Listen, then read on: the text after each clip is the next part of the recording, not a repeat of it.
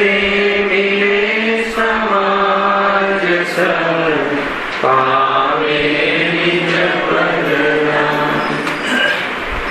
મિથ્યા ભાવય ભાવતી જે પ્રગટે નિજ ભાવ તે જયવંત રહો સદા હે જમો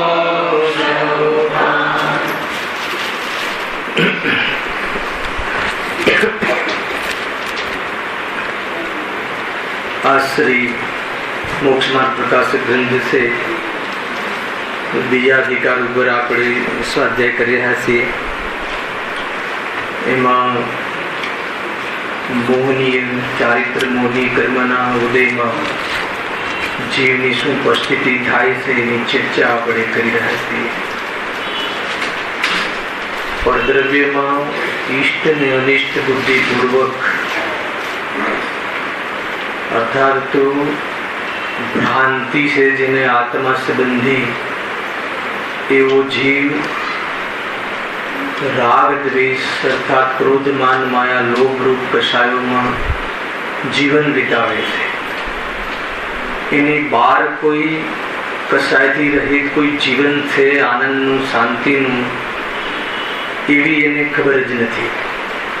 मूल बात ए छे आज ज्ञानी मुख्यताथी चर्चा करी गुरुदेवी कशायनी प्रीति नहीं ज्ञानी ने राग नो रस नहीं. रस नहीं એટલે શું? रागादि भाव एमा उपादेय बुद्धि नहीं. मूलवा रागादि भाव तो છે પણ એમાં ઉપાદેય બુદ્ધિ નથી જ્ઞાની ધર્માત્માને. એટલે એમાં લેપાતો નથી, લાભ માનતું નથી, छोड़वा लायक છે એમ માને છે. અજ્ઞાની ને તો રાગ ને વિતરાગતાનું વેદ જ્ઞાન જ નથી. રાગ ને ધ્યાન સ્વભાવ ને વિભાવનું ભેદ જ ખ્યાલ નથી. અરે રાગ અને જ્ઞાન શું? દેહ જળ અને આત્મા ચેતન એમ બે વિભાગની ખબર નથી. देह ने आत्मा माने थे, स्वयं छे एम माने थे. एम ख्याल न होवाथी एना प्रत्ये आकर्षण आदिना भावथी एने पोषवा माटे 5 पापो रूप जीवन एवं जीवन वितावे छे. एनी चर्चा आपणे थई चूकी छे. अहींया तो आपणे जे बीजी ચોકડીના ભાવમાં જે વિતરાગતા વધે છે એની ચર્ચા આજે આપણે કરીશું. चारित्र मुनि क्रिमिना उदय में क्रोधमान माया लोभ वासना में रंच मात्र गुण त्याग वगर देश संयम सकल संयम स्वरूपाचरण चारित्र स्वरूपनी स्थिरता एवो जे स्वभावनो लाभ लई शकतो नथी एवो अज्ञानी जीव होय छे. मूल बात ए छे सम्यक दर्शन धर्मનું મૂળ છે અને વિતરાગતા ધર્મ છે. सम्यक दर्शन श्रद्धा गुणની નિર્મલ પરાય છે અને વિતરાગતા અર્થાત તો કશાયનો અભાવ એ ચારિત્ર ગુણની નિર્મલ પરાય છે. સ્વભરના ભેદ વિજ્ઞાન પૂર્વક આત્માની પ્રતીતિ થતા પરદ્રવ્ય તરફનું લક્ષ્ય મટે છે અને સ્થિરતા વધે છે અને ચારિત્ર વધે છે. આ બધી સામાન્ય ચર્ચા બહુ દિવસ થઈ ગયા થઈ ગઈ છે. આજે આપણે પંચમગુણ સ્થાન વૃત્તિ શ્રાવકની જે ચર્ચા આપણે કરી રહ્યા છીએ એના તરફ થોડું ધ્યાન આપીશું.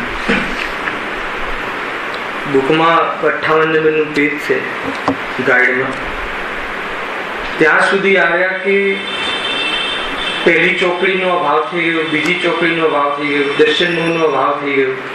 दर्शन मोह એટલે મિથ્યાત્વ, ભ્રાંતિ તૂટી ગઈ. પછી પહેલી ચોકડી વાસના में કશાય તૂટી ગઈ, અનંતાનુબંધી અપ્રત્યાખ્યાન વર્ણીય કશાય. એક દેશ ત્યાગ પણ થયો, પાપ પરિણામ એક દેશ ત્યાગ થયો. હવે એવો જે જીવ છે એ વિતરાગતા કેવી રીતે વધારે છે? મૂળ આજે આવ્યું હતું ને કે જ્ઞાની તો લેપાતું જ નથી. તો શું કરે છે જ્ઞાની? જ્ઞાની એટલે ત્યાં દ્રષ્ટિની મુખ્યતાથી સંસારમાં વાત ચાલે છે. જેને જ્ઞાન થઈ ગયું છે, આત્માનું ભાન થઈ ગયું છે, પરંતુ હવે રાગના ભાવ માટે શું પ્લાન છે એનો, શું એનો પુરુષાર્થ છે? તો એક જ પુરુષાર્થ હોય છે, સ્વરૂપની સ્થિરતા. પણ સ્વરૂપમાં સ્થિરતા વધારવામાં તીવ્ર કશાયો જ્યાં સુધી ઊભી છે ત્યાં સુધી સ્વરૂપની સ્થિરતાનો પુરુષાર્થ જ્ઞાની ધર્માત્મા પણ કરી શકતું નથી.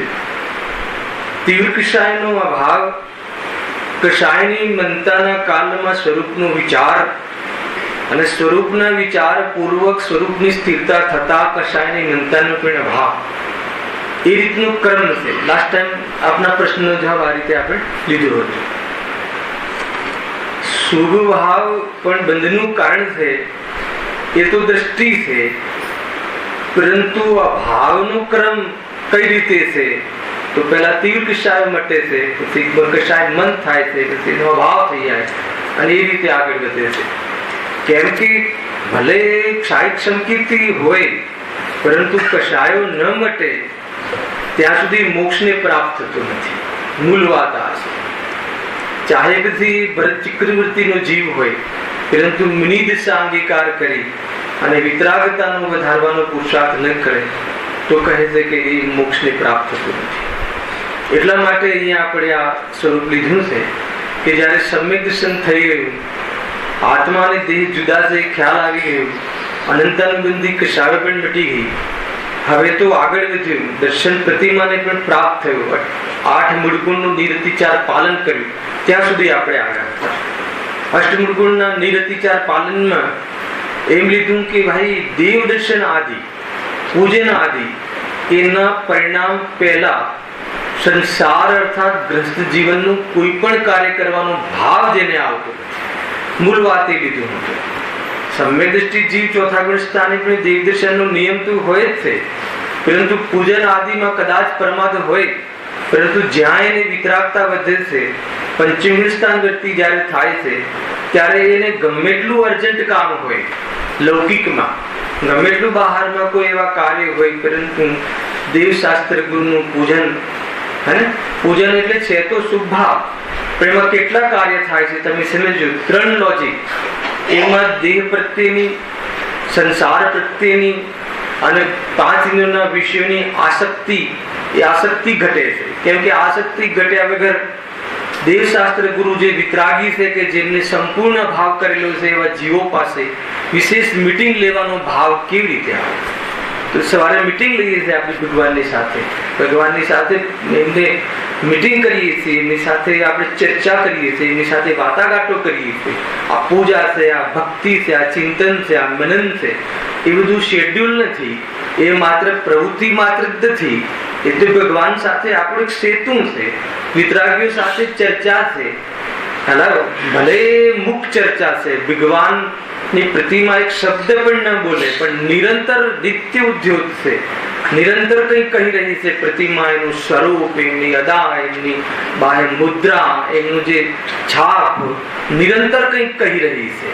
તો આપણે એમને જોઈને એમની સાથે એ મુદ્રાને જોઈને વિતરાગી મુદ્રા, વિશ્વની અંદર, દુનિયાની અંદર કોઈ પદાર્થમાં કાંઈ જોવા જેવું છે નથી, એના અંદર મારું કોઈ પ્રયોજન સમાયું નથી. ભગવાનને જોઈ અને આપણને પણ એક ટેસ્ટ આવ્યો હોય, અર્થાત ન આવ્યો હોય તો એ ટેસ્ટ કેવો છે એમ વાત મૂકીને એ વાતને પ્રોત્સાહિત કરવાની એક પદ્ધતિ છે. પરંતુ આ તો જ્ઞાની ધર્માત્માની વાત છે. સમ્યક દર્શન થઈ ગયું છે, આત્માની પ્રતીતિ થઈ ગઈ છે.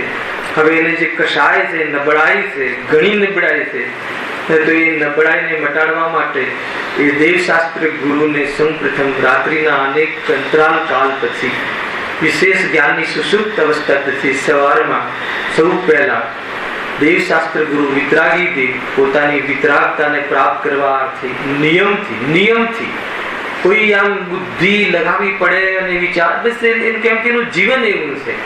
તો બાકાયદા એક પણ દિવસ છોડ્યા વગર રાજેશભાઈ, એક પણ દિવસ એવું ન બને કે પૂજન આદિ વગરનું એનું જીવન જાય. તો એ શું થયું? તમને એમ લાગે કે આ તો શુભ ભાવની પ્રેરણા છે. શુભ ભાવ માત્રની પ્રેરણા નથી. કેટલા કામ થયા? તો આસક્તિ ડાઉન થઈ અનેક સંસારિક પદાર્થો પ્રત્યેની ઉપેક્ષા વર્તાઈ. ઉપેક્ષા એટલે શું? એ તરફનો રાગ મટ્યો, એટલે શુદ્ધિની વૃદ્ધિ થઈ અને એમાં ઉપયોગ લીન થતો નથી. તો એવા દેહશાસ્ત્ર ગુરુના શરણમાં બેસી અને ફેર વિચાર કરે છે નબળાઈ સંબંધી અને એના ભાવ સંબંધી પ્રોગ્રામ બનાવવાનો એનો એ પ્રકારનો એનો સવારનો કાર્યક્રમ હોય છે. નિયમ પ્રમાણે એવું નહીં કેવી જેમ કે સમ્યક દ્રષ્ટિ ચોથા ગુણસ્થાને દેહશાસ્ત્ર ગુરુના દર્શનનો નિયમ હોય છે, પણ પૂજન કરવાના પરિણામ ન આવે, હજુ એની એટલી આસક્તિ છે દર્શન કરીને નીકળી જાય. સમજો, સમ્યક દ્રષ્ટિની વાત કરું છું, લડવા જતો રહે, 60,000 સુધી ભારત 6 ખંડ જીતવા નીકળી જાય. એ ચતુર્ગુણ સ્થાન વર્તી અસંયમી સમ્યક દ્રષ્ટિ જીવની દિશા છે. ત્યાં સુધી મોક્ષ માર્ગમાં એને વાસ્તવિક મોક્ષ માર્ગ નથી, ત્યાં કઈ પરંપરા એ મોક્ષ માર્ગ છે. ભલે આત્મદર્શન થઈ ગયું છે પણ વિતરાગતામાં પરિવર્તન નથી. ચતુર્ગુણ સ્થાનની એ દશા છે એટલે એનું નામ જ પાડ્યું અવૃત્તિ સમ્યક દ્રષ્ટિ. ચતુર્ગુણ સ્થાનનું નામ જ છે અસંયમી, અસંયત. અને આ સંયમ વીરતા વિરત, એકદેશ સંયમ, પંચમગુણ સ્થાન વર્તી સંયમનો અંત જાગૃત થઈ ગયો છે. હવે બીજી ભૂમિકા, હવે વ્રત પ્રતિમા આગળ વધે છે. શું થાય છે જુઓ, અહીં આપણે વાંચીએ છીએ. हाँ, दर्शन अनंतानुबंधी और अप्रत्याख्यानावरण संबंधी क्रोधादि विकारों के उदय के अभाव पूर्वक प्रत्याख्यानावरण संबंधी क्रोधादि विकारों के कुछ मन उदय से व्यक्त हुई वृद्धिघंत वितरागता तथा शेष रहे क्रोधादि विकारों के सद्भाव में व्यक्त हुए 12 व्रतादि रूप शुभ भाव और तदनुकूल प्रवृत्तियों की समग्रता व्रत प्रतिमा है. ફરીથી વાંચું છે એક શબ્દ, કોઈની પાસે બુક નથી ને એટલે જો. દર્શનમાં ખ્યાલ આવી ગયો મિથ્યાત્વ, અનંતાનુબંધી પહેલી ચોકડી, અપ્રત્યાખ્યાનાવરણ બીજી ચોકડી, આપણે ચર્ચા થઈ ગઈ છે. અપ્રત્યાખ્યાનાવરણ સંબંધી ક્રોધાદि વિકારો કે ઉદય કે અભાવ પૂર્વક, હવે એને છે જ નહીં, મિથ્યાત્વ નથી એટલે દર્શનમો નથી, અનંતાનુબંધી ક્રોધમાન માં લોભ નથી, અપ્રત્યાખ્યાનાવરણીય કિંચિત કષાયનો ત્યાગ હે ને, એ તો છે જ એટલે એમાં આવરણ કરે એવી કષાય નથી એટલે એનો તો ત્યાગ છે. ઉદય શાનો છે? પ્રત્યાખ્યાનાવરણીય સંજલન એટલે હજુ સંપૂર્ણ કષાયનો ત્યાગ થયો નથી. એ આ બે વાક્યનો અર્થ છે. प्रत्याख्यान संबंधी क्रोधादि विकारों के कुछ मंद उदय से व्यक्त हुई वृद्धिगंध वितरागता तथा शेष रहे क्रोधादि विकारों के सद्भाव में व्यक्त हुई 12 व्रतादि रूप शुभ भाव तथा तदनुकूल प्रवृत्तियों की समग्रता व्रत प्रतिमा है. એટલે કેટલી ચીજો થાય એક સાથે મિક્સ પર્યાય છે, મિશ્ર પર્યાય કહેવાય. એક પર્યાયમાં પર્યાય એક સમયની પર્યાય પણ અંશ ભેદ એક પર્યાય છે એમાં એનો બીજો ભેદ ન પડે છતાં કેટલા એમાં ભેદ છે. એક જ સમયની પર્યાયમાં ચારિત્ર પણ છે એટલે સંયમ પણ છે, વિતરાગતા પણ છે, રાગ પણ છે, સમ્યક દર્શન પણ છે, એટલી મિશ્ર દશા છે. ખ્યાલ આવે કે નહીં? તો બે ચોકડી કિશાના ભાવની તો વિતરાગતા છે અને બાકીની જે પ્રત્યાખ્યાન સંજલન છે એટલો રાગ છે, એનો મંદ ઉદય થાય છે ત્યારે હવે આ અહીંયાથી આપણે આગળ વાત ચાલશે. જો શું થાય છે, पहली दर्शन प्रतिमा धारी की अपेक्षा इसकी वितरागता कुछ अधिक हो जाने से स्वरूप स्थिरता कुछ अधिक हो गई है. कोनी बात है आ ज्ञानी धर्मात्मानी बे चौकड़िया भावना कषाय वाला जीवनी एમાં પહેલી પ્રતિમા દર્શન પ્રતિમા, પછી બીજી પ્રતિમા શું નામ છે એનું? વ્રત પ્રતિમા. હવે વ્રત પ્રતિમા એટલે કેમ ધારણ કરે છે વ્રત? કેમ કે એને પ્રત્યાખ્યાન કષાય કર્મનો ઉદય છે, મંદ ઉદય છે, तीव्र उदय नहीं. व्यापारादि उदय એટલે વેપારાદિનો ભાવ છે, ભોગ વિલાસનો ભાવ છે, ગ્રસ્ત જીવનમાં જે દેખાય એવા ભાવ છે, પણ કઈ ક્વોલિટીના છે? બહુ મંદ કષાયના છે. હવે એ મંદ કષાય જે મંદ પરિણામ છે અને અસ્થિમાં શું છે? જેટલી કષાય નીકળી ગઈ છે એટલી એને વિતરાગતા છે, વિતરાગતાનો ટેસ્ટ છે. હવે આટલો વેપાર પણ એને પોષાતો નથી, એમાં રહેવું પોષાતું નથી. તમે સમજો, વાત ક્રિયાની ઓરથી કહીશ, તમારે પરિણામની ઓરથી સમજી દેવાનું છે. અને બહારમાં વેપાર આદિમાં દેખાય છે એનો અર્થ શું રજનીભાઈ? કે એને એટલો રાગ હજુ બાકી છે, પરંતુ એ રાગમાં પણ રહેવું નથી, એ એનું જીવન છે. અંતર ખ્યાલમાં આવે છે? અજ્ઞાનીને તમે સાથે સરખાવો, અજ્ઞાનીને પણ વેપાર આદિ છે, પણ વેપાર આદિની એટલી મુખ્યતા છે કે એમાંથી ટાઈમ મળે તો દેવશાસ્ત્ર ગુરુને ન્યાય આપે. હલાવે કે નહીં? દેવશાસ્ત્ર ગુરુ માટે મંદિર જાય કે પેલા હવે ટાઈમ બચ્યો છે એને, હવે હમણાં વેપાર પણ મંદ છે અને હમણાં પાર્ટી આવવાની પણ નથી, ચલો મંદિર જઈ આવીએ.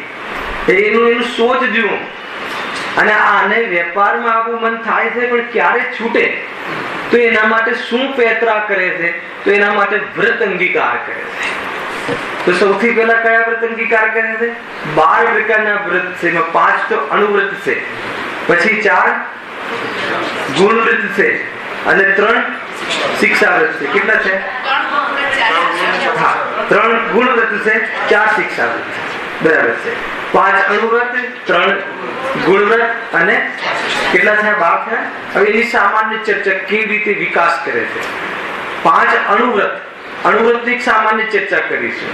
ખરેખર તો સંપૂર્ણ હિંસા, સંપૂર્ણ જૂઠ, ચોરી, કુશીલ, પરિગ્રહ, સંપૂર્ણ ભાવ કરવો છે, સંપૂર્ણ પાપોનો ભાવ કરવો છે. પાપ પરિણામ એટલે તીવ્ર કશાય. તમે સમજો, એક દેશ ત્યાગ તો થયો છે, જીવન પર્યંત સ્થૂલ હિંસાનો જેને ત્યાગ છે, અર્થાત તો પોતાના વેપાર આદિના ભાવ રહેવા છતાં, ખાવા પીવાના ભાવ રહેવા છતાં એવી જાતિના ભાવ નથી કે જેથી ત્રસની હિંસા થાય. 2 ઇન્દ્રિય, 3 ઇન્દ્રિય, 4 ઇન્દ્રિય, 5 ઇન્દ્રિય ત્રસજી, 1 ઇન્દ્રિય સ્થાવરજી. 1 ઇન્દ્રિય જીવોની હિંસાથી તો બચી શકતો નથી. એનાથી કેવી રીતે બચાય એના માટે આગળ વધે છે, પરંતુ કોઈ પણ કિંમત ઉપર, એટ એની કોસ્ટ, તમે સમજો, કાંઈ પણ થઈ જાય, મતલબ દેહ છૂટવું હોય તો છૂટે. દેહ છૂટે છે કે નહીં, ક્યારે છૂટે છે એ બધી એને ખબર છે. આયુ પ્રમાણ દેહ રહેવાનો છે, પરંતુ એવી જાતિની એને રાગ નથી હોતો કે 2 ઇન્દ્રિય જીવની હિંસા થાય અને એવી જાતિના એને વેપાર કરવાનો તીવ્ર ભાવ આવે. કોઈ કે વેપાર કેવી રીતે કરે? ન કરે, ઓછો કરે, બસ હવે તો એ જ જીવન છે ને. આપણને એમ લાગે કે કેવી રીતે કરવું, આને એમ થાય છે કે કેવી રીતે છૂટે. બંનેની દિશા બદલાઈ ગઈ છે ને. સમ્યક દ્રષ્ટિની દિશા બદલાઈ ગઈ છે. સમ્યક દ્રષ્ટિ છે, કશાયો આવે છે એને છોડવી છે. હવે આવે છે તો કેટલી? તો કે 30 જીવોની હિંસા નો એને નિયમથી ત્યાગ વર્તે છે. સ્થૂળ હિંસા હોતી નથી, અને જે સૂક્ષ્મ હિંસા છે એનાથી પણ કેવી રીતે બચાય એનું એ જીવન વિતાવે છે. આરંભી હિંસા, સંકલ્પી હિંસા તો હોતી જ નથી. હવે આરંભી છે, ઉદ્યોગી છે, એમાં તો હિંસા થવું સંભવે છે, પણ એમાં પણ એવો વેપાર એને નથી મળતો. તમે સમજો કે ડાયરેક્ટ કોઈ હિંસા થાય એવી જાતિનો પ્લાન નથી હોતો, એવી જાતિના શેર બજારનો શેર ખરીદતો નથી. તમે સમજો, પેલા અનુમોદન પણ કરતો નથી. એવી જાતિનો વેપાર, એવી જાતિનું ભોજન એ ક્યારે ના કરે કે જેનાથી અનેક ત્રસજીવોની હિંસા, એના પ્રાણોનો ઘાત થાય. એમ લાગે કે એના પ્રાણોનો ઘાત, એટલે એવી જાતિની કશાય તીવ્ર હોતી નથી. તમે એ સમજો, એની કિંમત ઉપર બિઝનેસ ના કરે. કોઈ જીવને દુઃખ થાય એવી બિઝનેસ ન કરે. એ રીતનું છે. એ રીતે માનો કે જૂઠ છે, સ્થૂળ જૂઠનો ત્યાગ છે, સૂક્ષ્મ જૂઠ છૂટી નથી. ખ્યાલ આવે? સ્થૂળ જૂઠ એટલે શું? કે સૂક્ષ્મ જૂઠ એટલે શું? કે કોઈ જીવને કોઈ મારવા પાછળ દોડે અને કોઈ એને ખ્યાલ આવે કે આ જીવ અહીંયા છુપાયો છે, તો એટલું જૂઠ બોલે. તમે સમજો કે આ દિશામાં ગયો છે, પેલું પૂછે કે ભાઈ આ બાજુ ગયો છે પેલું ભાઈ, તો એને બચાવે, તો એટલું જૂઠ બોલે. મુનિરાજ એટલું પણ જૂઠ ન બોલે. તમે સમજો, મુનિરાજને તો પરિણામ જ નથી, એ મૌન રહે. બોલે, ન બોલવું કે બોલવું, મૌન રહે. પરંતુ એ કોઈ દિવસ એટલું જૂઠ પણ મુનિરાજોને હોતું નથી. પણ ગ્રસ્ત જીવનમાં એ જાતિનું કોઈ બહારમાં કોઈ વિશેષ ઉગ્ર કશાય વધતી હોય તો એના માટે કોઈ જૂઠ બોલવાનું એને પરિણામ આવી શકે છે. પણ સ્થૂળ જૂઠ, જે બહારમાં કોઈ એવી માયાચારી કે એવું જૂઠ બોલવું વેપારની અંદર, એવી જાતિના પરિણામ એને હોતા નથી. એટલે સ્થૂળ ચોરીનો ત્યાગ હોય છે. તમે સમજો, ખ્યાલ આવે છે કે સૂક્ષ્મ ચોરી સંભવે છે, જેમ કે પાણી છે, માટી છે, કોઈના ખેતરમાંથી પાણી ભરી લે પૂછ્યા વગર, એવું તો કેમ કે એના છૂટ પણ હોય છે, તેમાં કોઈ સમાજને વાંધો પણ નથી હોતો, છતાં મુનિરાજને એ પરિણામ નથી હોતું. મુનિરાજને કોઈને ત્યાંથી પાણી ભરવાનો ભાવ ન આવે. આ તો એક એક પરિણામ કહું છું, બહુ મોટો વિસ્તાર છે. આપણે તો એક સામાન્ય સ્થૂળ ચોરીનો ત્યાગ, એટલે એને સંવિધાન જે કહે કે આટલો ટેક્સ ભરવાનો છે તે ભરે, કોઈ કહે કે બધું ટેક્સ ભરી દઈશું તો કમાય શું રહે, એ રીતનો પરિણામ જ નથી હોતા. તમે કલ્પના નહીં કરી શકો. આપણને એમ થાય કે બધું સરકારને આપી દઈએ તો શું બચે, એ તો એને એના એવા પરિણામ નથી હોતા, એવા શોખ નથી હોતા, એવું જીવન નથી હોતું, એની જીવનની મર્યાદા હોય છે. કેમ કે એને તો આ જીવન છોડવું છે ને. એનું જે ટાર્ગેટ છે, એ ટાર્ગેટ તો એક પરમાણુ માત્રની પણ જરૂર ના પડે એવું જીવન જીવવાની છે. એટલે આપણી જે સોચ છે ને, એ સોચ આની સાથે મેળ નથી ખાતી. કે આપણે એમ વિચારીએ કે બધી ગવર્મેન્ટને બધા ટકા આપી દઈએ, કઈ ચાલાકી ના કરીએ અને ટેક્સ ના બચાવીએ તો હાથમાં કાંઈ ના રહે. ન રહે તો ન રહે. એની જરૂરત નથી. એ તો આપણે આપણા દિમાગથી વિચારીએ છીએ ને. એ તો વિતરાગી છે, વિતરાગતા વધે છે, રાગ તૂટે છે. ખ્યાલ આવે કે નહીં? ડે બાય ડે એનું જીવન એટલું સંકોચાય છે, એનું જીવન એટલું સીમિત થાય છે. શું સીમિત થાય છે? રાગ સીમિત થાય છે, કષાય સીમિત થાય છે. અને કષાય સીમિત થાય છે પછી કરે છે શું? જો કષાય સીમિત થાય એટલે ઉપયોગ જે બચે એને ભેદ વિજ્ઞાનની ઔષધિ દ્વારા સ્વરૂપમાં લીલ લઈને ટેસ્ટ વધારે છે, વિતરાગતા વધારે છે. અને જેમ જેમ વિતરાગતા વધે છે એમ એમ કષાયો કેવી રીતે થઈ જાય છે? નીકળી જાય. એને પરિણામ જ ના આવે, વિચાર સુદ્ધા ના આવે. એવી જાતિનો આ વિકાસ છે. ખ્યાલ આવે છે કે નહીં? પોતાની સ્વપત્ની સંતોષ દ્વારા બ્રહ્મચર્ય, સ્ત્રી પ્રત્યેનો તો ભાવ જ નથી, પરંતુ એ સંબંધીના નૃત્ય આદિ દેખવાના પણ હવે જે અતિચાર લાગે એ ભાવ પણ મટી ગયા. ચોથા ગુણસ્થાને તો એને નૃત્ય આદિ જોવાનો ભાવ સંભવે છે, પણ અહીંયા પાંચમા ગુણસ્થાને એ ભાવ નથી રહેતો. ખ્યાલ કોઈ એ રીતના કોઈ ફોટા હોય કે મતલબ કે ડલ્લોનું ઘાટલું હોય તો નવાઈ લાગશે. એ રીતના જે સ્પર્શેન્દ્રિય સંબંધી ભોગમાં જે આનંદના પરિણામ એને હોતા નથી. એક એક પરિણામ તમને કહું તેમ લાગે કે આ તો હવે બધા સંપર્ક તૂટે છે. ખ્યાલ આવ્યો કે નહીં? અરે સ્વસ્ત્રીની માતા બેન સાથેના પણ જે માતૃત્વ અને બેન સાથેના જે પવિત્ર જે પરિણામ છે એમાં પણ મર્યાદા આવી જાય. કેમ? કેમ કે હવે ઘરે ધીરે ધીરે એ સ્ટેજ પર આવી જશે કે જાણે ઘરમાં મહેમાન આમંત્રિત વ્યક્તિ હોય એ રીતે. એના પછી મુનિદશા આવે. મુનિદશા તો એટલી ઉત્કૃષ્ટ છે જીતું હોય, એના પહેલા ઘરની અંદર જ જાણે અપરિચિત થઈ જાય. તો તમને એમ લાગશે કે કેવી રીતે? કે રાગ તૂટે છે ને. જ્યાં રાગ તૂટે ત્યાં સંબંધ જ ન રહે કોઈની સાથે. તો એ રીતનો આ ક્રમ બધે છે જયેશભાઈ. બસ આ વાત આપણને જતી નથી. કેવું લાગે આપણને ઘરની અંદર રહીને કોઈની સાથે સંબંધો નહીં. તો એ જ તો છે સંબંધ. સર્વ સંબંધનું બંધન તીક્ષ્ણ છેદીને વિચર સુખ મહત પુરુષને બંધ જો. સંબંધનું નામ સંસાર છે, પત્નીનું નામ સંસાર નથી, ઘરનું નામ સંસાર નથી, વસ્ત્રનું નામ સંસાર નથી. એની જોડે સંબંધનું નામ સંસાર છે, એના રાગનું નામ સંસાર છે, એની મને જરૂરત લાગે છે એનું નામ સંસાર છે. ત્યાં સુધી ઉપયોગ ત્યાં રહે છે. એવી એક દશા આવવા વાળી છે આપણા બધાની કે રંચમાર શરીરની જરૂર નથી અમને. તો 5 ઇન્દ્રિયોનો વેપાર નહીં જેને, पंच इंद्रियों का व्यापार नहीं जिंदगी, विस्तार नहीं जिंदगी, व्यापार नहीं जिंदगी. विस्तार એટલે વ્યાપાર. ખ્યાલ આવે કે નહીં? વિસ્તાર જ નથી એને. 5 ઇન્દ્રિય સંબંધી મુનિરાજને તો કેવું જીવન છે સમજમાં આવે છે. આખી વાત આખી વૈજ્ઞાનિક પદ્ધતિથી, વિતરાગ પદ્ધતિથી અંદરનો રાગ તૂટે છે એને. એટલે એ રીતે બ્રહ્મચર્ય એક દેશ બ્રહ્મચર્ય વ્રતની વાત છે. ખ્યાલ હજુ એને સ્વસ્ત્રીના પરિણામનો ત્યાગ નથી, પરંતુ બાકી એને એમાં પણ બહુ જ એમાં જે પ્રસંગોના દિવસે બ્રહ્મચર્યનું વ્રત પાળે છે એ સંબંધી ઉપયોગ એને બુદ્ધિપૂર્વક છોડે છે. અર્થાત ઉપયોગમાં મર્યાદા લાવે છે અને મર્યાદા લાવે છે અને એના પછી કરે શું છે એના આગળ ચર્ચા આવશે. પહેલા બહારમાંથી કેવી રીતે નિવૃત્તિ, કાંઈ છે નહીં એમ નહીં, છે શુભભાવ. ખ્યાલ આવ્યો?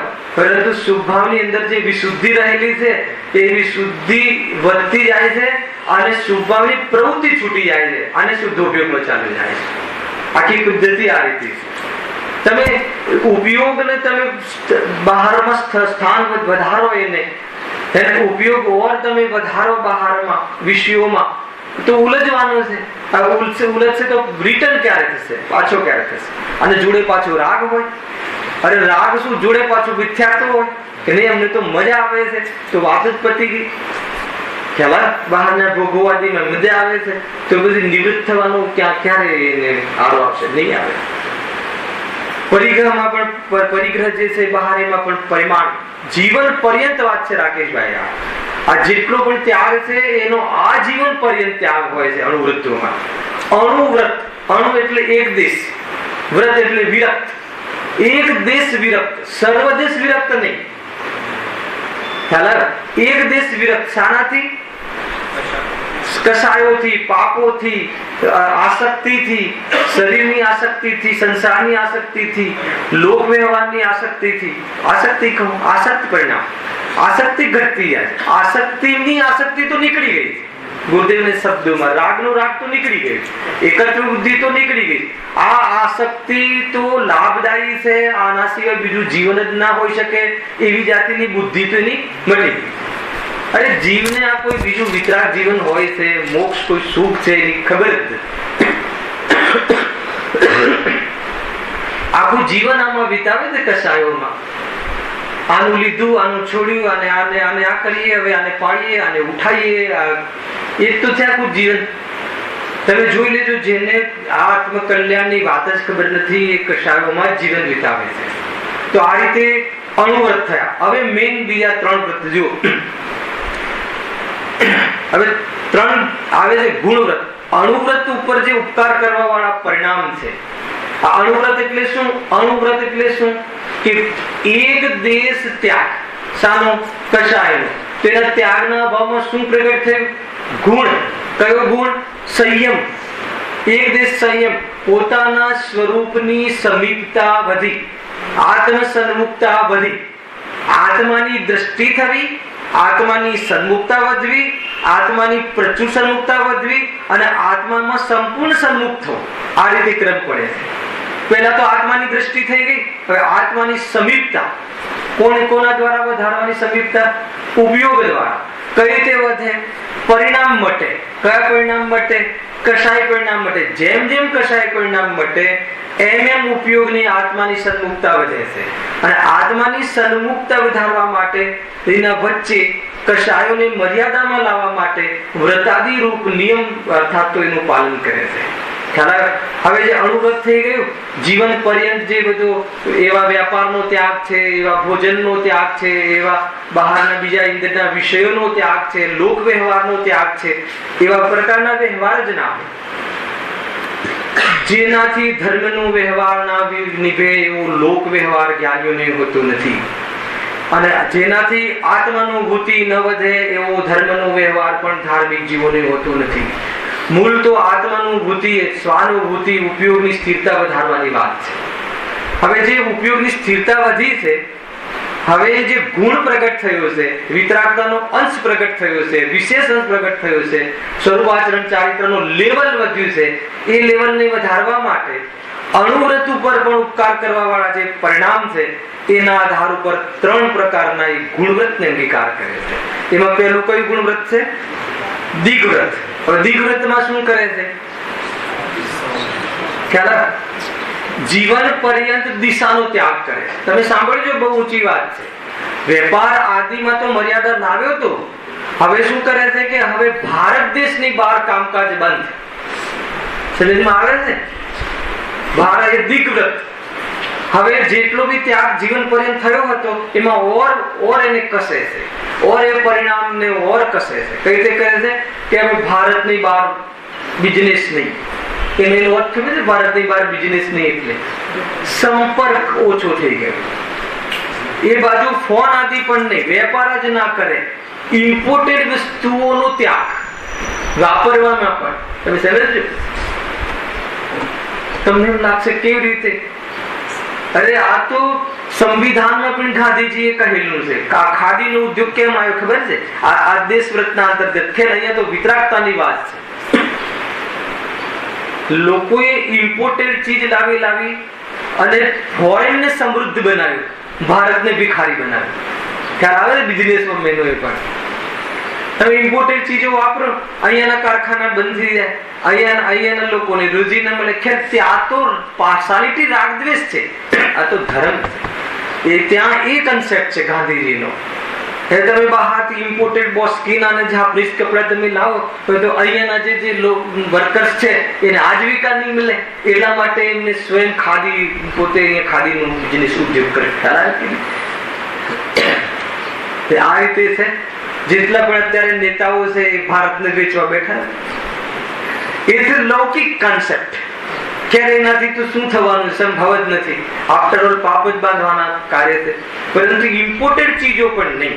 એટલે એનાથી જે હવે તમે આ ગ્રીન ડોટ જોવો કે રેડ ડોટ જોવો ને કેટલું બધું, અને એમાં પણ કેટલી ખ્યાલ આવે છે કે નહીં. તો અહીંયા એ રીતે સંપૂર્ણ ભારત દેશની બહાર હવે વેપાર નહીં. એટલે એનાથી એમ નક્કી થઈ ગયું કે એનાથી ઉપયોગ બચે છે, જનસંપર્ક તૂટે છે. તમને એમ લાગશે કે બિઝનેસ નું શું થશે, બિઝનેસ નું શું થશે? તો કહે છે કે બિઝનેસ પુણ્યના ઉદયથી થાય છે, પુરુષાર્થથી નથી થતું. લખી રાખજો. હજી પૂરી વાત નથી. અરે પુણ્યના ઉદયથી સંયોગની પ્રાપ્તિ થાય છે, આત્માને કાંઈ નથી મળતું. કે નહીં, બહારમાં કોઈ એમ કે મારી મહેનતથી મળે છે તો વાત તદ્દન ખોટી છે, જુઠ્ઠી છે. અને મળે છે તો સંયોગમાં મળે છે. આત્માને તો કાંઈ મળતું નથી, કેમ કે આત્માનું એ થઈને રહેતું નથી. બહારમાં 500 કરોડ પણ આવ્યા પણ એક દમડી આત્માનો ચેતન સ્વભાવે થતી નથી, એની સાથે તન્મય થતી નથી. જે રીતે આવ્યો તો એ રીતે જાય છે. બતાવો તો આત્માને શું મળ્યું? આત્માને તો આમે કઈ મળતું નથી. એટલે એને ખબર છે. અને આત્માને કઈ મળતું નથી એમ નહીં, આત્માના સુખનું કારણ પણ નથી.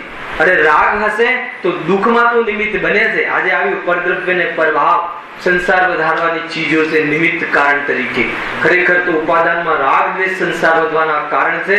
અર્થાત તો ઉપાદાનથી સ્વરૂપમાં ન રમવું અને રાગરૂપ પ્રવૃત્તિ કરવી એ આત્માની સંસાર વધારવાની પ્રવૃત્તિ છે. આ રીતે આખું ચાલે છે. એટલે સૌ પહેલા તો બહારમાં લાભ છે જ નહીં, એ દૃષ્ટિ. હવે જેટલી બહારમાં પરિણામ થાય છે તો એને કેવી રીતે તાકાત છે નહીં કે એક સાથે છોડી અને મૂળ દશા ગ્રહણ કરવી. તો પછી એને ક્રમથી છોડે છે. અને ક્રમથી છોડવામાં પણ આ રીતે અવલંબન દેવશાસ્ત્ર ગુરુનું વધારે છે. અને દેવશાસ્ત્ર ગુરુના અવલંબનમાં સ્વરૂપ સન્મુખતાનો પોશાક વધારે છે. અને એ રીતે બાહ્ય અવલંબન છોડે છે. અને એના જે પોતાના લિસ્ટમાં જે કષાયો છે એ હટતી જાય છે. ખ્યાલ? હવે એને કેમ એને મર્યાદા કરી દેશની? મુકુંદભાઈ કેમ મર્યાદા કરી? બહાર જઈને કમાવાનું પરિણામ જ નથી. વિચાર આવે ને, પરિણામ નથી એટલે કશાય જ નથી. હવે આગળ જુઓ, ગુણવ્રતમાં દિગ્વ્રત, પછી દેશવ્રત. હવે દેશવ્રતમાં શું છે? મર્યાદા તો કરી, બરાબર છે, મર્યાદા તો કરી, પણ મર્યાદાની અંદર પણ સમયના આધાર ઉપર એક ક્ષેત્રમાં પણ ઓર મર્યાદા કરે છે. તમે સમજો, સમયના આધાર ઉપર જે ભારત દેશની ઓર પણ પર્યુષણમાં ક્યાંય જવું નથી. 10 લક્ષણ પર્યુષણમાં વેપાર નહીં કરીએ. આવે છે. એટલે એને હવે ઓર એને ક્ષેત્રની મર્યાદા કરી. પછી ઓર મર્યાદા.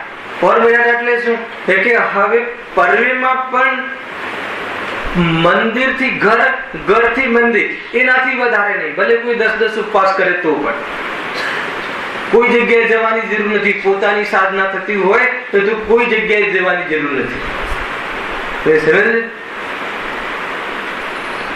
આગળ તો બહુ સારી સારી વાતો આવવા વાળી છે. તમે સમજો, જેટલી પણ આપણને અંદરમાં ગ્રંથિ છે ને બધી નીકળી જશે. તો એ રીતે પેલા ક્ષેત્રની મર્યાદા કરે છે. એ શાના માટે? જે અણુવ્રતમાં જે ગુણ પેદા થયો છે વિતરાગતાનો, એને પેદા કરવા માટે, એનો ઓર ઉપકાર કરવા માટે. એ જે મન મરી ગયું છે, મન મર્યાદિત થઈ ગયું છે, તો એને ઓર સપોર્ટ કરે. કોણ? વર્તમાન જ્ઞાન દ્વારા, ઉપયોગ દ્વારા, બુદ્ધિથી. મન આમે આપણું આપણું મન મળતું ગયું હોય, ધંધામાં બહુ રસ ના આવતો હોય, અને એને સપોર્ટ કરવો જોઈએ. શું સપોર્ટ કરવો જોઈએ કે ભાઈ હવે ભારતની બહાર નહીં, ઠીક છે ભારતમાં ખરું, પણ હવે મલાડની બહાર નહીં, પછી ઓર હવે 2 દિવસ પૂરતું હું હવે ઘરથી નીચે નહીં, ખ્યાલ, ઘરની અંદર પણ મારા રૂમની બહાર નહીં. તમે સમજો કે કેટલી મર્યાદા કરે છે. તો એટલા પૂરતું એ બહારના સંપર્કો તોડી નાખે છે બુદ્ધિપૂર્વક. એના ફોન બોન બંધ નહીં, તો મંદિરમાં લોકો ફોન બંધ નથી કરતા. હલાવે કે નહીં, આ તો ઘરના અંદર ફોન બંધ કરવાની વાત છે. લોકોને અહીંયા પણ પાછળ વાત કરી લે કે હું આ માલ મોકલી દે, હું અત્યારે પ્રવચન સાંભળું. ગજબનું જેમને કઈ ખબર પડતી નથી. ખ્યાલ આવે છે કે નહીં? તો આ રીતે એ દેશવ્રત તો એ પ્રમાણે મર્યાદા કરે. ક્ષેત્રની મર્યાદા, સમયની ઓરથી ઓર ક્ષેત્રની મર્યાદા. ક્ષેત્રની મર્યાદા તો કથનમાં, પણ શાની મર્યાદા કરે છે? પરિણામની મર્યાદા. અને પરિણામની મર્યાદા કરે છે એટલે એ સંબંધી બહારના પાપોથી બચે છે, સંપર્કથી બચે છે, ઉપયોગના વિસ્તારથી બચે છે. અને જે ઉપયોગ હવે સ્થિર થાય છે હજુ ખેંચે છે. જુઓ ત્રીજું કયું છે? અનર્થ દંડ વિરતિ વ્રત.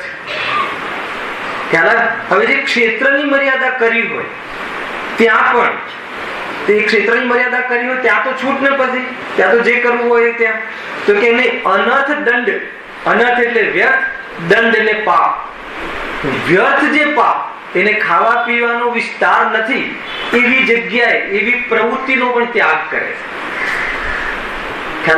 એના ઉપયોગનો ત્યાગ કરે છે. હવે ઘરમાં રહ્યો, હવે એને જરૂરી જ નથી. હવે કોઈ આવ્યું તો એની જોડે ચર્ચા કરવાની જરૂર નથી. મેં તો ફ્રી થઈ ગયો, હવે તો વેપારથી ફ્રી થઈ ગયો, હવે ઘરે જ છું. તો રાકેશભાઈને ફોન કરે, આજે ઘરે જ છું, આવી જજો. તો વળી પાછો બીજો કાર્યક્રમ ચાલુ કરે, અને પછી શું કરે? આખા ગામની નિંદા કરે. શું થયું હતું ત્યાં, શું થયું ઓલા મંડળમાં, શું થયું ઓલા મંડળમાં, શું થયું. એના માટે વિરક્ત થયો હતો. તો કે એવી જાતિના એક સંપર્ક જ તોડી દે. ભાઈ આજે મને સાધનાનો વિકલ્પ છે, આજે મને સ્વાધ્યાયનો વિચાર છે, આજે તમે નહીં આવતા. કદાચ ફોન આવે તો કોઈ કે આ રીતે તો સંબંધો બગડે. ખ્યાલ કે નહીં? જો આનાથી તો સંસાર બગડે. જો કે મારે સંસાર બગાડવો જ છે, તારો તો સુધારવું નથી. ખ્યાલ આવે કે નહીં? ખ્યાલ સંસારને તો ઉજ્જડ કરી નાખવો છે. જ્ઞાની તો મંડ્યો છે કે આ સંસારને ઉજ્જડ કરી નાખો. દીકરાનો રાગ તૂટી જાય. દીકરો બહાર, દીકરો શું પોતાના શરીર પર કુહાડા વાગતા હોય તો એ આનંદ લઈ શકું, મારે તો એ સ્ટેજ પર જવું છે, તું દીકરાની વાત શું કરે છે? ખ્યાલ કે નહીં? દીકરો તડપતો હોય નહીં, એમ નહીં. આ શરીર સૌથી નિકટ તો શરીર પર રાગ રહે છે ને, કે આ શરીરને કોઈ ખોતરતું હોય, કોઈ કાપતું હોય, કોઈ તોડતું હોય, તો પણ એના ઉપર એમ કે તારું અવિનાશી કલ્યાણ થાવતું તો જાણે પામ્યા પરમ મિત્ર નો યોગ જેવો. અરે આમે મારે શરીર જોઈતું નતું, આમે હું એનાથી ભિન્ન છું, લઈ જા તારે જરૂર હોય તો. કેવી જાતિનું શરીર? કશાય જયારે તૂટે છે ત્યારે એને વિકલ્પ નથી આવતો કે બહારમાં શું થાય. અને એવી નિર્વિકલ્પ જે ભૂમિકા છે એમાં આનંદમાં મસ્તીમાં રહે. દુનિયા શું છે, દુનિયાને શું છે, શું નથી, એની સાથે કોઈ સંબંધ નથી. વિતરાગીઓની કોઈ વાત જુદી છે, પોતાની મસ્તીમાં રહેવાની કોઈ સ્થિતિ જુદી છે. ખ્યાલ આવે છે કે નહીં? એ કોઈ સામાન્ય વાત નથી. આ કેવી રીતે આગળ વધે છે. તો અહીંયા સુધી આવ્યા ને આપણે. અનર્થ સૌથી જબરજસ્ત, જ્યાં આપણું પ્રયોજન ના હોય એમાં જીવ બહુ જ સમય બગાડે છે. અરે પ્રયોજન એટલે ધાર્મિક પ્રયોજન છોડી લૌકિક પ્રયોજન ના હોય, આપણા વેપારનું પ્રયોજન ના હોય, આજીવિકાનું પ્રયોજન ના હોય તો બી સમય એટલો બગાડે છે, કશાય વધારે છે. અને થોડીક વાર થાય એટલે અંદરમાં શું કશાયનો એને હનો ચડે છે કે વળી પાછી એક નવો પોઈન્ટ મૂકી દે. શું વાત કરું છું, ઓલાભાઈને શું થયું હતું, વળી પાછું વાત આગળ વધારે. અરે પણ નથી, તને એમાં કોઈ તને લાભ નથી, કોઈ તું એને મદદ કરવા વાળો નથી, એનું કોઈ. અને અરે કયા ઉદયોમાં શું બાકી રહ્યું છે એ જીવને એના ઉદયોને ઝંઝોડીને એના ઉદયોને બહારમાં એડવર્ટાઇઝમેન્ટ કરીને તને શું લાભ છે? ખ્યાલ આવે કે નહીં? પણ ચિંતામાં એવા ઉદયો કોને નથી આવતા? આવે ને ઘણા એક સાથે એવા ઉદય આવે, એક સાથે છોકરાને નુકસાન થઈ જાય, છોકરી ભાગી જાય, બીજી છોકરી પાછી આવે. તો તને તું સાની મજા લે છે એની વાતો કરીને? અનર્થ દંડ છે કે તને એમાં જરા પણ લાભ નથી. ખ્યાલ આવે છે કે નહીં? અરે બહુ તો કોઈ વેદ જ્ઞાન ના વિષયો છે. અરે આ બધા ઉદયગત પરિસ્થિતિ છે. કહેવાનું મન થાય તો એમ કેવું આ તો ઉદયગત પરિસ્થિતિ છે. કોને આવું નથી આવ્યું? એના સ્વકાલમાં બધું યથાર્થ થઈ જશે. ભાઈ આત્મકલ્યાણ કરો, વેદ જ્ઞાન કરો, સ્વરૂપનું સંબોધન કરો, એવી જાતિની વાત હોવી જોઈએ. નિર્ભય કરો, અભયદાન. એને ખ્યાલ આવે કે આ વ્યક્તિને આ મારા પરિણામની ખબર છે, તો કોઈને કહેવું નહીં. એને ખ્યાલ છે કે આ વ્યક્તિ કે મને બદનામ નહીં કરે. નિર્ભય થઈ જાય. એ નામ અભયદાન છે. અને આ જીવ તો ઉપરથી ખ્યાલ આવે છે કે નહીં, પણ આ તો જ્ઞાની ધર્માત્મા છે. હવે એને અનર્થ દંડ, એને પોતાનું જેટલું પ્રયોજન છે 2 ટાઈમ જમવા પૂરતું એટલું બહારમાં આવે, એનાથી વિશેષ વાત નહીં. બાકીમાં શું કરે એની ચર્ચા હવે શિક્ષાવ્રતમાં આવે છે. અહીંયા સુધી તો આ ન કરે, આ ન કરે, આ ન કરે, આ ન કરે, પછી કરે શું? તો જો હવે શિક્ષાવ્રત જુઓ. બાકીના જે વ્રત છે ચાર રહ્યા ને, શિક્ષાવ્રત કરે શું? તો કે સૌથી પહેલા સામાયિક કરે. દિવસની અંદર નિયમથી 2 ઘડી એટલે કેટલી મિનિટ થી? 48 મિનિટ. નિયમથી 48 મિનિટ સામાયિકમાં બેસે. આ એ સ્ટેજ છે. સમ્યક દ્રષ્ટિ નથી બેસતું. 4થા ગુણસ્થાન વાળો જી. પંચમ ગુણસ્થાનમાં વ્રત હોય છે. આ બધું કોઈ 1-2 દિવસની વાત નથી. તમે સમજો આ બધી જે હવે સામાયિક વ્રત ને પ્રોષદ ઉપવાસ ને ડે ટુ ડે ક્ષણે ક્ષણે વિતરાગતા વધે. આજે આઠમ છે ને, તો પ્રોષદ ઉપવાસ કરશે. જે 48 મિનિટની સામાયિક હતી ને 48 કલાકની સામાયિક કરશે. ખ્યાલ આવે છે કે નહીં? તો ધારણાથી લઈને પારણા સુધી ખ્યાલ આવે છે કે નહીં? શું છે ધારણા ને શું છે પારણા? ખબર બી નહીં હોય આપણને તો ધારણા ને પારણા. ધારણા તો ચૂંટેલા લાડુ થી ઉજવે અને પારણા જુલુસ થી ઉજવે. એટલે કે એ ધારણા પારણા નથી. હવે ચૂરમાના લાડવા બનાવશે ને આગળ પર્યુષણ આગળ ધારણા કે આપણી દેશની ભાષામાં એ ધારણા. ધારણા એટલે હવે વ્રત અંગીકાર કરવા છે તો આજે ચૂરમાના લાડુ બરાબર ધારણા અને પછી પારણા. એવું નથી. આ તો આ આઠમે 48 કલાકની સામાયિક કરે છે. પુરુષદ ઉપવાસ છે આગળ. પુરુષદ એટલે પર્વ, આનંદ વધે. ભોજન નહીં કરે નામ આનંદ છે. અરે એટલું આનંદ વધે છે કે ભોજન કરવાનો ભાવ જ નહીં. એ છે સામાયિક, એ છે પુરુષદ ઉપવાસ. બહુ મોટી ચર્ચા છે સામાયિકમાં. તો એક સાથે 48 કલાક. હા 48 પુરુષદ ઉપવાસ આવશે. ઉપવાસ કરે ને 48 કલાક એટલે આગળના દિવસે 24 કરે, પછી 24 કલાક, પછી બીજા દિવસે પારણા કરે, તો એમ થઈને 48 કલાક થઈ જાય. હા, હવે પ્રશ્ન એ છે કે સામાયિક, તો સામાયિકમાં શું કરે? તો સામાયિક એટલે સામ્ય ભાવ. એટલે સામાયિક સમ વત્તા આય. જે રાગાદી ભાવ છે એ આય એ પરિણામોને નષ્ટ કરવા સમ્યક રૂપી પ્રવૃત્તિ કરે છે, અર્થાત તો આત્માની સાથે અનુસંધાન કરવા પ્રયાસ કરે છે.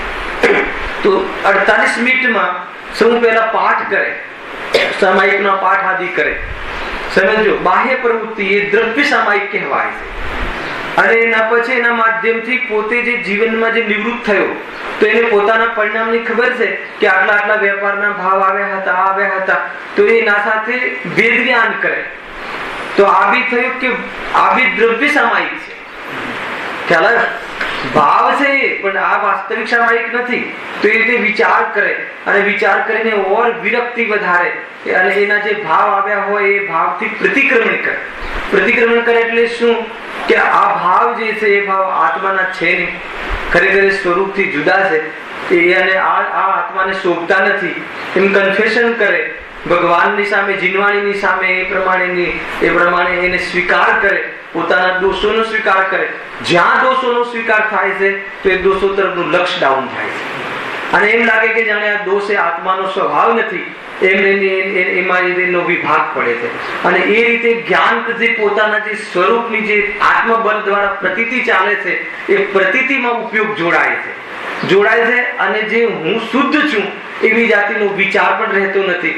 અને સામાયિકમાં ક્ષણભર માત્ર શુદ્ધોપયોગ સાચી સામાયિક કરી લે છે.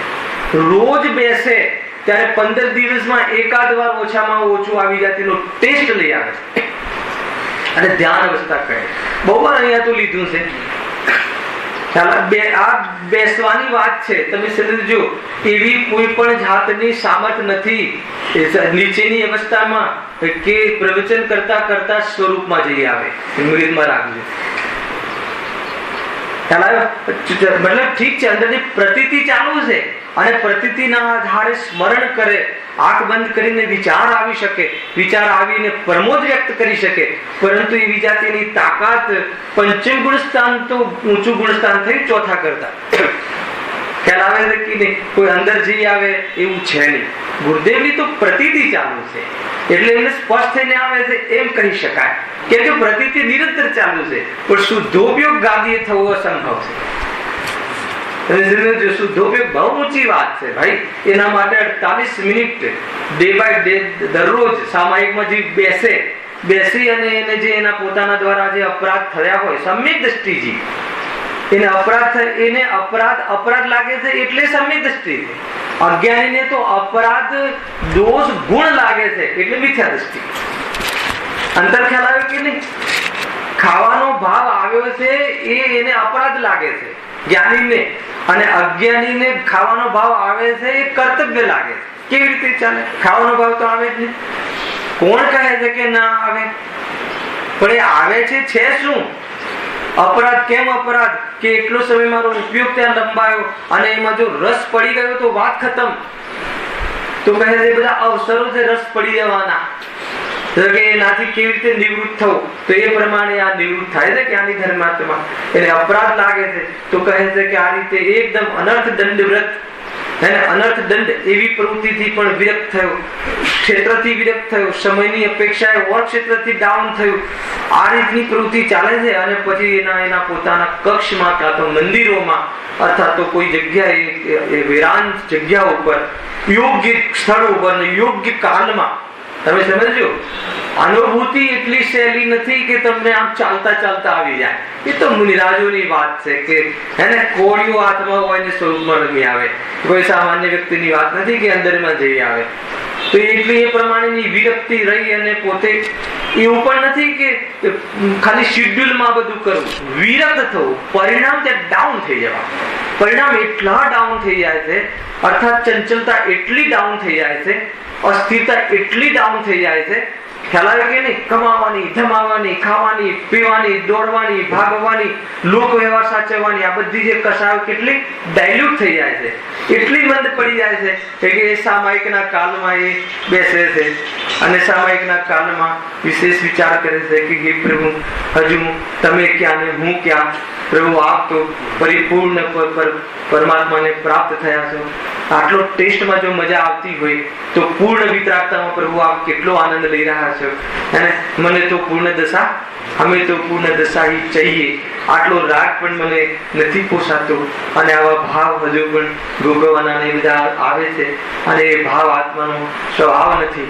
એ મંદિરમાં ખ્યાલ આવે તો એના તરફની એ દોષોનું શું કર્યું? એને પ્રતિક્રમણ કર્યું. એ દોષ અને એ આત્માનો સ્વભાવ જુદો છે એવી જે અંદરમાં પ્રતીતિ ચાલે છે એને તાજી કરી, એ પ્રતીતિમાં ઉપયોગને જોડ્યો અને ઓહો આ દોષથી રહિત મારું સ્વરૂપ છે.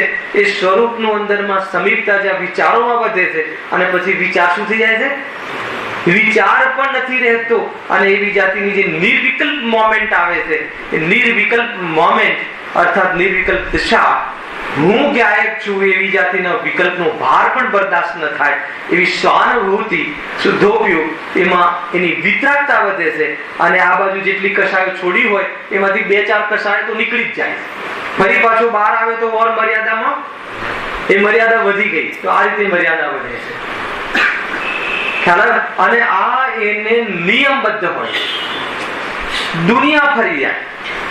માનો કે ઘરમાં મરણ આવી જાય, એક સાથે 10-10 મરણ આવી જાય ચીનુભાઈ, છતાંય સામાયિક નથી છોડતો. કોની વાત છે આ? પંચમ ગુણસ્થાન વર્તી. ચતુર્થ ગુણસ્થાનમાં રોજ સામાયિક કરવાના પરિણામ નથી હોતા.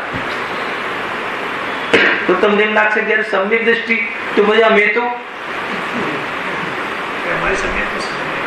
ખ્યાલ આવે કે નહીં? જો સમ્યક નિયમ રૂપ નથી હોતું, તમે સમજજો. અને આને તો નિયમ રૂપ એટલે શું? તમને એમ લાગે કે કેમ નિયમ રૂપ? કેમ કે એના પરિણામ ઘટી ગયા છે ને. જેમ આપણને કોઈ બહારમાં કોઈ ઉપયોગ, આપણા ઘરે કોઈ આવ્યો શોકભાઈ, બરાબર છે, આપણે ઘરમાં થોડા કામ બાકી છે, રસોઈ ના જે પણ બાકી છે, પણ કોઈ ઉપયોગી વાત કરી રહ્યો છે તો આપણે શું કરીએ છીએ એને? એટલે પેલા કામોને શું કરીએ છીએ?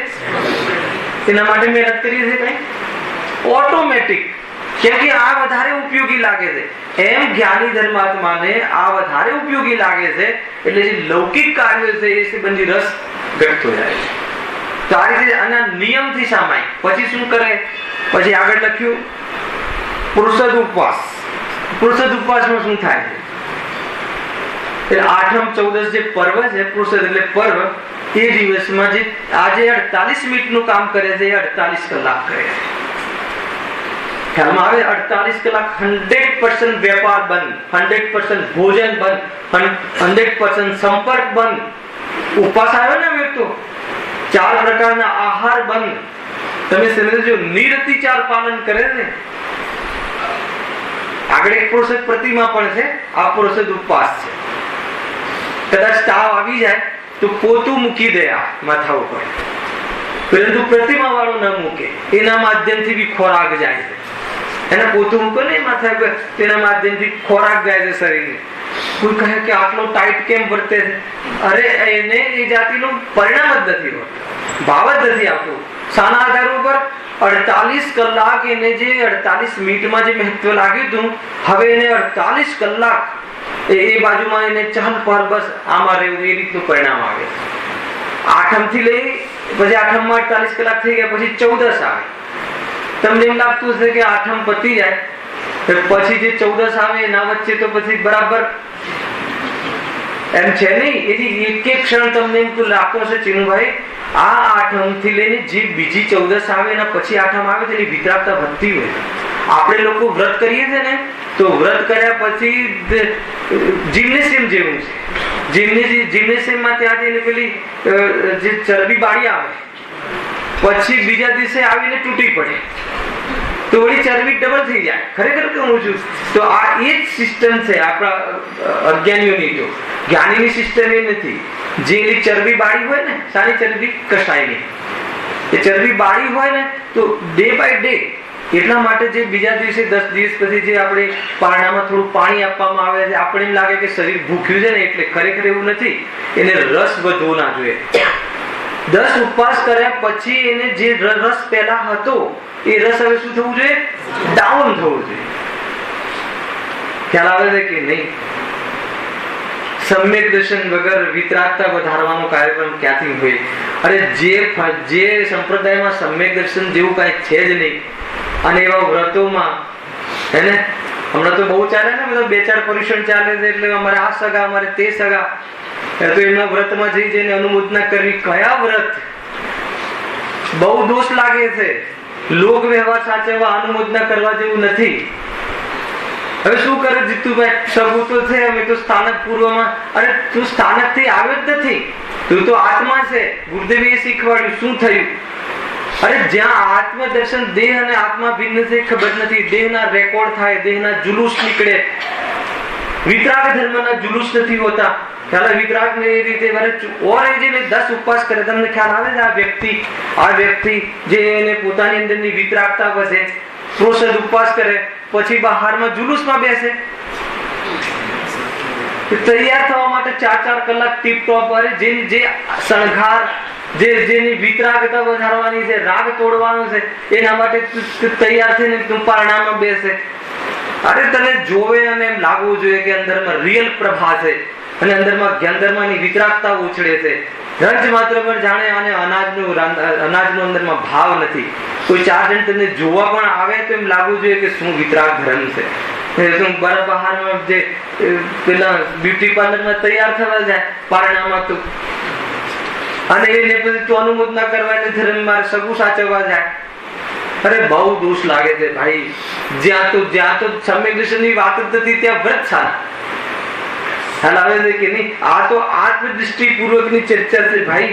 અંદરમાં પુરુષદ ઉપવાસ કરે, આઠમના દિવસે તો 48 કલાક તો આત્માની સાથે મળવા માટેનો પ્રોગ્રામ હોય, અને પછી બહારમાં આવીને જમવું પડે નવમના દિવસે, તો એને એવું લાગે કે અરે આ ભાવ મને ક્યાંથી આ કસાય પણ છોડવા જેવી, અને એમાં ઓર કસાય કરે, આગળ ભોગ પરિણામ વ્રત આવે છે તો ઓર એને પરિમાણ કરી નાખે છે કે હવે આટલા ભોગ પણ નહીં, ફરીથી 14 ની એવી રાહ જોવે છે. એમ રાહ જોવે છે એટલે શું, બીજા દિવસે ન કરી શકે, એનું સામર્થ્ય નથી, એટલે ફરીથી એને એ કસાયને ઘટાડતો પ્રોસેસ ઉપર 14 ના દિવસે ફરીથી ઉપવાસ કરે છે, ફરીથી આત્મસમય. એટલે ઉપવાસ એટલે ભોજનના ભાવ નહીં.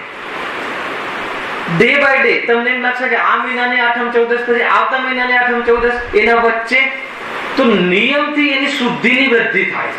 જ્ઞાનીઓને એકવાર વિતરાગતા આવી જાય પછી એની નિયમથી વૃદ્ધિ થાય, ન કરે તો ભૂમિકામાં નીચે પડે. હાલ આવે કે નહીં? જો આપણને હવે પર્વ આવવા વાળા છે ને, તો પર્વ પછી આપણું શું વધવું જોઈએ? ખ્યાલ આવે કે નહીં?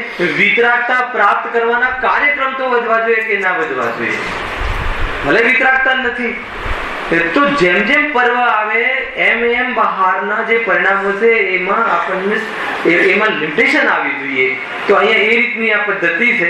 આ રીતે જે શિક્ષાવ્રતની ચર્ચા થઈ, કાલે થોડીક ચર્ચા બાકી છે શિક્ષાવ્રતની કરી, અને પછી આગળ જે પ્રતિમાઓ આગળ એક વધે છે, કેવી રીતે અતિથિ સંવિભાગ વ્રત તો આનાથી જબરજસ્ત છે.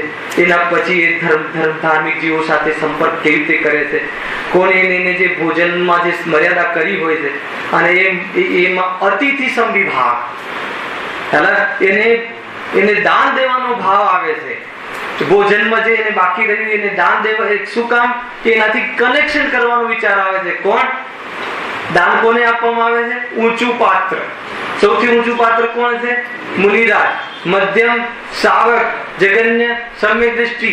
એનાથી નીચે સાધર્મીઓ કે જે આવીને આત્મા સિવાય બીજી વાત ના કરે, તો અંદરમાં જો એને પરિણામ ન રહેવાતું હોય તો ભોજન પણ આમંત્રિત કરે છે, અને એની સાથે એટલે આમંત્રિત કરે છે કે ધર્મની ચર્ચા વાર્તા થાય. એ સિવાયનો બીજો કોઈ મોટો નહીં, એ સિવાયનો બીજો કોઈ ઉદ્દેશ નહીં. ધર્મની ચર્ચામાં પણ ધર્મ વધતો દેખાય તો ચર્ચાને પણ સલામ મારી દે. એ પ્રમાણેની કશાયની મર્યાદામાં એ સ્વરૂપમાં આગળ વધતો આ જીવ આગળ કેવી રીતે વધે છે એની ચર્ચા આપણે બાકીની કાલે કરીશું. જે આત્મામાં વાત કરતો હોય, આત્માની વાત કરતો હોય, જ્ઞાન અને પ્રાપ્તિઓનું હોય, મુમુક્ષુ હોય, અને એ આવી કોઈ અઠાઈ કરે તો એને ત્યાં પારણામાં જવાય કે ન જવાય? બહુ સારો પ્રશ્ન છે કે કોઈ મતલબ મુમુક્ષુ જીવ છે તો એને ત્યાં પારણામાં જવાય કે ન જવાય? તો વ્રતોની હંમેશા અનુમોદના કરવી. ખાલી ધ્યાન રાખવું કે વ્રત શાના માટે કરે છે? રેકોર્ડ માટે કરે છે. 24 કલાક તો એ હોટલમાં જમતો હોય અને અહીંયા પપ્પાના ઉત્સાહથી કરી નાખ્યા હોય, કમસે કમ બોડી ઘટાડવા કરી નાખ્યા હોય, તો એમાં આપણો સમય બગાડવા જેવો નથી. પણ આત્માની વાત હોય, ખરેખર એ અંદરની સમય દર્શન શું છે કે નહીં એ જોવાની જરૂર નથી. બહારમાં બાકાયદા આગમ પ્રમાણ એના બહારમાં વ્રત હોય તો એ વ્રત પ્રમાણે આપણે એનું સન્માન કરવું જોઈએ. એ વ્રતનું સન્માન, એમાં વિતરાગતાનું સન્માન છે, એમાં કોઈ બી રીતે દોષ આવતો નથી. એ ખ્યાલમાં રાખવો. ખ્યાલ આવે? કેમ કે મહાવ્રતિ વ્રતિ એ જ્ઞાનીઓને હોય છે, અને એના પાછળ કન્સેપ્ટ વિતરાગતા છે કે આટલી વિતરાગતા જન્મી છે. હવે એને છે કે નહીં અંદર સમ્યક દર્શન? કેમ કે વ્યવહાર બહાર એ પણ વ્યવહાર છે, અને બહારમાં જે આપણે કરી રહ્યા છીએ એ પણ વ્યવહાર છે, પણ એનો શુદ્ધ વ્યવહાર હોવો જોઈએ, એનો કન્સેપ્ટ ક્લિયર હોવો જોઈએ. સેકન્ડ થિંગ, અગર તમારી વિતરાગતા વધતી હોય, આ ખાસ ધ્યાન રાખજો પર્વ આવવા વાળા, તમારો અંદરમાં સાધના વધતી હોય તો બહારમાં સાચા વ્રત હોય અને ન જવાય તો એ ચિંતા નહીં. એ ખાસ ધ્યાન રાખજો. પર્યુષણ પર્વમાં તમારી અંદરમાં કોઈ સાધના વધતી હોય, તમારે અંદરમાં સ્વરૂપમાં રહેવાની, અંદરમાં રહેવાની અને વિચારધારા વધતી હોય, અને એ વધતી હોય ને કોઈ કહે કે ભાઈ તારે આનો વ્યવહાર સાચવવા જવું જ પડશે, તો જય જિનેન્દ્ર કહેવામાં કોઈ દોષ નથી. મૂળ તો પોતાની સાધના વધારવી.